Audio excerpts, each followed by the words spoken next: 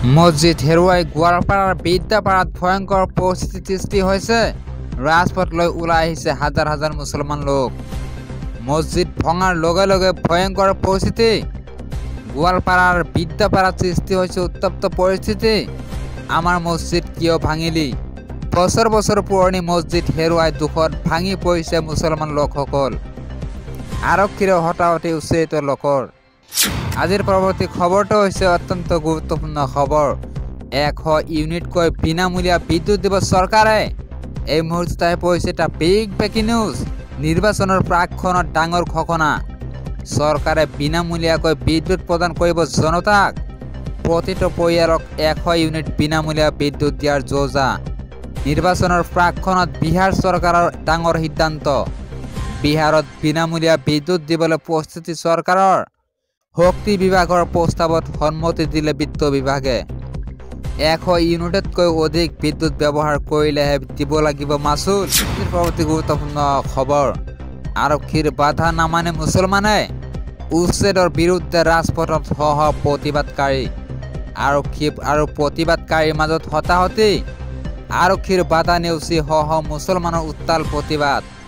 ৰাজ্যৰ ভিন্ন প্ৰান্তৰ লগতে লখিমপুৰতো আমচুৰ প্ৰতিবাদ। উচ্ছেদৰ বিৰুদ্ধে আমচুৰ প্ৰতিবাদী সমদলক আৰক্ষীৰ বাধা। লখিমপুৰ ঈদগাহ ময়দানৰ পৰা সমদল উলিওৱাৰ বাধা আৰক্ষীৰ। জিলা আয়ুক্তৰ কাৰ্যালয় অভিমুখী প্ৰতিবাদকাৰীক বেৰিকেড লগাই বাধা। উচ্ছেদক ক্ষতিপূৰণ শিশুৰ অধিকাৰ সুৰক্ষিত কৰাৰ দাবী আমচুৰ। বিলাসীপাৰাৰ বাঙালীপাৰাতো আমচুৰ উত্তাল প্ৰতিবাদ কাৰ্যসূচী।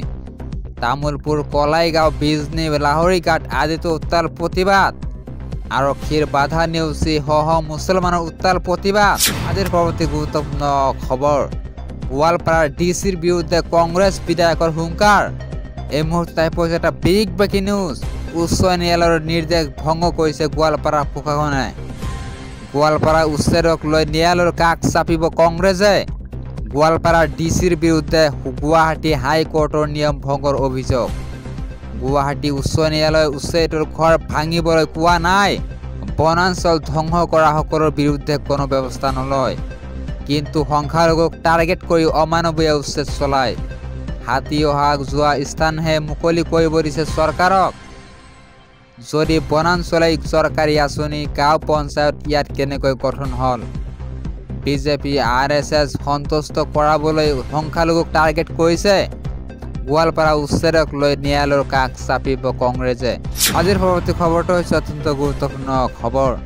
50 বছৰীয়া ৰেকৰ্ড ভংগ। বিশ্বৰ অন্যতম চহৰত 120 গৰাকী নিহত। এই মুহূৰ্তত আহি পৰিছে এটা বিগ ব্ৰেকিং নিউজ। বিশ্বৰ অন্যতম চহৰ টেক্সাছ, যি উন্নতিৰ ফালৰ পৰা সকলো পিনে আগবঢ়া। পাছে সেই চহৰত এতিয়া প্ৰকৃতিৰ তাণ্ডৱ। প্ৰকৃতিয়ে বাৰুকৈয়ে বিপদত পেলাইছে চহৰখনক। 50 বছৰীয়া ৰেকৰ্ড ভংগ কৰি এইবাৰ চহৰখনত প্ৰকৃতিয়ে তাণ্ডৱ চলাইছে। ধাৰাসাৰ বৰষুণৰ ফলত টেক্সাছ এতিয়া পানীৰ তলত। চাৰিওফালে পানী আৰু পানী কেৱল ধ্বংসলীলা। এতিয়ালৈকে এই ভয়ংকৰ পৰিস্থিতিৰ ফলত প্ৰাণ হেৰুৱাইছে 120 গৰাকী লোকে। মৃতসকলৰ অধিকাংশই শিশু আৰু মহিলা। টেক্সাছৰ বানপানীক ইতিহাসৰ অন্যতম মাৰাত্মক অন্তৰ্দেশীয় বানপানী বুলি অভিহিত কৰা হৈছে। 2025 চনৰ জুলাই মাহৰ বানপানীয়েও 1976 চনৰ বিগ থম্পছন নদীৰ বানপানীক অতিক্ৰম কৰিছে। টেক্সাছৰ বানপানীৰ আটাইতকৈ বেদনাদায়ক ধ্বংসৰ দৃশ্যটো যেতিয়া গ্ৰীষ্মকালীন শিবিৰ মিষ্টিকত থকা 500ৰো অধিক শিশুক হঠাতে বানপানীয়ে উটুৱাই লৈ যায়। অৱশ্য সুকলমে বহু শিশুক উদ্ধাৰ কৰা হয়, কিন্তু এতিয়া সন্ধানহীন হৈ আছে 27 গৰাকীতকৈ অধিক শিশু। যদিও উদ্ধাৰ অভিযান আৰু সাহায্যৰ কাম চলি আছে, তথাপিও বানপানীৰ পানী আগবাঢ়ি গৈ বিধ্বংসী ৰূপ ধাৰণ কৰিছে। ইতিমধ্যে ৰাষ্ট্ৰপতি ডনাল্ড ট্ৰাম্পে টেক্সাছৰ বানপানী আকাশৰ পৰা পৰিদৰ্শন কৰিছে। তেওঁ টেক্সাছত হোৱা ধ্বংসলীলাক 100 বছৰৰ ভিতৰত হোৱা আটাইতকৈ ভয়াৱহ ধ্বংসলীলা বুলি অভিহিত কৰি বানপীড়িত লোকসকলক নিৰাপদ স্থানলৈ লৈ যোৱাৰ নিৰ্দেশ দিয়ে।